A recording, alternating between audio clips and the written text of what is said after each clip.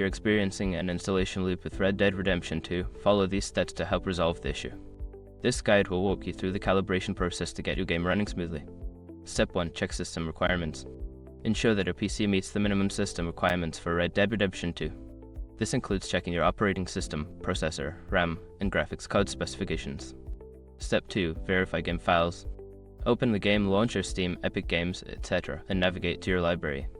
Right-click on Red Dead Redemption 2 and select Verify Integrity of Game Files. This process will check for any corrupted or missing files and replace them as needed. Step 3. Disable background applications. Post any unnecessary applications running in the background, especially those that may interfere with the installation process, such as antivirus software or system optimization tools. This can help prevent conflicts during the installation. Step 4. Run as administrator. Right-click on the game launcher and select Run as Administrator. This can give the launcher the necessary permissions to install and update the game without interruptions. Step 5. Reinstall the game. If the previous steps do not resolve the issue, consider uninstalling and then reinstalling Red Dead Redemption 2. Make sure to back up any saved data before doing this to avoid losing your progress. By following these steps, you should be able to resolve the installation loop issue and enjoy playing Red Dead Redemption 2. If problems persist, consider reaching out to customer support for further assistance.